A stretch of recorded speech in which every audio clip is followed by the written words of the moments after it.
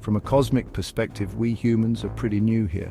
Picture Earth, this pale blue dot adrift in the vastness of space. For billions of years, it was home to microorganisms, dinosaurs, you name it, but no humans, not even close. Then bam! The story of humankind is a journey from insignificance to dominance.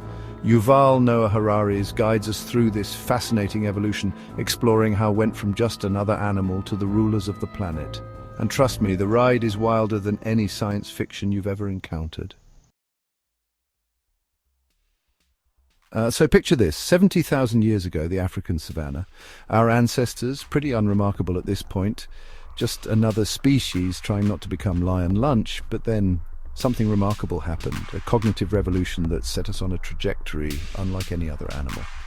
Think about it, for most of Earth's history, life was all about survival, right? Eat or be eaten, but we developed this unique ability. We started to things, not just what was in front of us, but things that didn't even exist yet. This wasn't just about inventing a better spear. This was about inventing the of a spear, sharing that idea with others, and then making it a reality. This is where it gets really interesting. This ability to imagine, to believe in shared myths, it allowed us to cooperate in larger numbers than ever before. We weren't just forming packs anymore. We were forming tribes, cultures, and eventually entire civilizations. This, my friends, is the foundation upon which human dominance was built.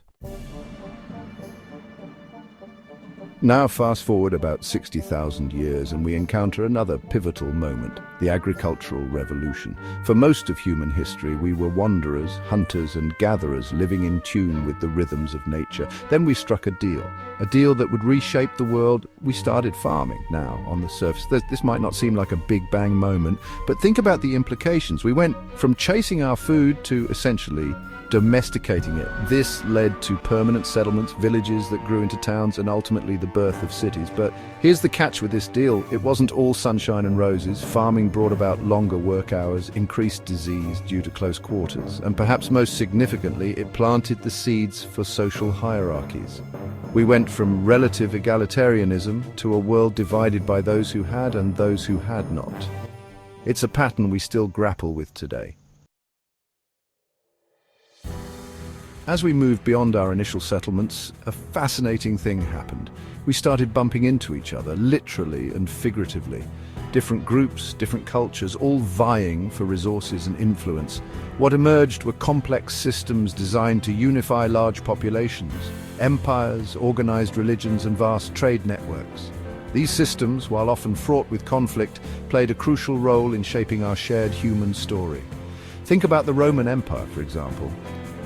Its reach extended across vast territories, spreading its language, laws and culture far and wide. Or consider the Silk Road, a network of trade routes that connected East and West for centuries, facilitating the exchange of not just goods, but ideas and innovations. These interconnected systems highlight a key aspect of human history.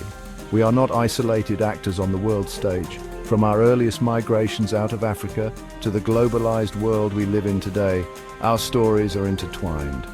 We're connected, for better or worse, by the intricate web of human history. Chapter 4. Daring to Question, the Scientific Revolution. Now, hold on to your hats, because around 500 years ago, humanity took another giant leap forward. Forget about just accepting the world as it was presented to us.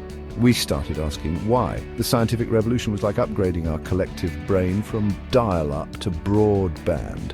Suddenly we were no longer content with superstition or dogma. We wanted evidence, we craved observation, and we demanded experimentation. Think about the impact of Copernicus, who dared to suggest that, hey, maybe we weren't the center of the universe after all. Or Galileo, who turned his telescope to the heavens and revolutionized our understanding of the cosmos. This wasn't just about new discoveries. It was about a fundamental shift in how we approach knowledge itself. It was the birth of reason, of questioning what we thought we knew and seeking evidence to support our claims. This shift, my friends, this relentless pursuit of understanding, it continues to drive us forward today. Chapter 5, The Engine of Change, Industrial Revolution and the Modern World. The scientific revolution lit the fuse, but the industrial revolution, oh boy, that's when things really exploded. Starting in the 18th century, a perfect storm of innovation, fueled by fossil fuels and a thirst for progress, transformed human civilization in the blink of an eye. Cosmically speaking, of course. We're talking about the mechanization of labor, the rise of factories, and the mass production of goods on a scale never before imagined. This wasn't just about making more stuff, it was about a fundamental shift in how we lived, worked, and interacted with the world around us.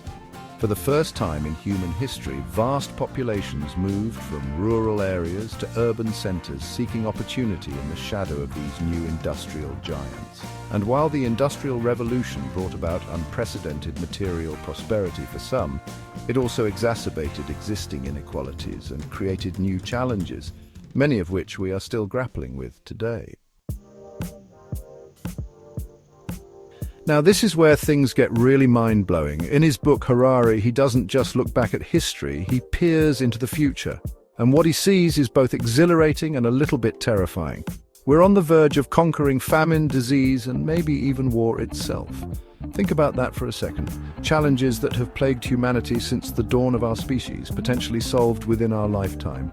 But as Harari points out, solving these problems won't be the end of the story. It's just the beginning of a whole new chapter. We're entering an era where artificial intelligence, biotechnology, and the sheer volume of data we're generating have the potential to fundamentally alter what it means to be human. Imagine a future where we can enhance our bodies and minds, where death becomes optional, and where the lines between human and machine become increasingly blurred. Okay, I know what you're thinking. That future stuff sounds pretty wild, right? But Harari, he's not just some futurist gazing into a crystal ball. He brings us back down to earth, literally. He reminds us that while we're busy pondering the ethics of artificial intelligence, we've got some serious challenges facing us right now. We're talking about climate change, political polarization, the spread of misinformation, and the growing gap between the haves and the have-nots. These aren't just abstract problems. These are issues that are shaping our world today, and they will determine the kind of future we leave behind for generations to come. Harari's message is clear. We can't afford to wait for some technological utopia to save us. We need critical thinking, global cooperation, and a willingness to confront these challenges head-on.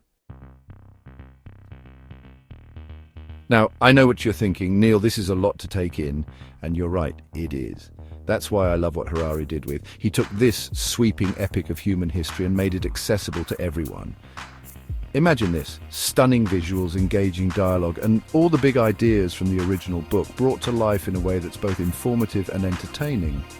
It's like watching your favorite documentary, but with amazing illustrations and a touch of graphic novel flair. Whether you're a history buff or just curious about how we got to where we are today, is the perfect entry point into Harari's work. From the dawn of the cognitive revolution to the challenges of the 21st century, Yuval Noah Harari's works remind us that the story of humanity is ever evolving. Our choices today will shape the future of our species. The future is not something that just happens to us, it's something we create. Every decision we make, every action we take, contributes to the unfolding tapestry of human history. So as you go about your day, think about the legacy you want to leave behind. What will your chapter in the human story look like? If you found this journey through human history fascinating, subscribe and join the discussion. Let's explore the future together.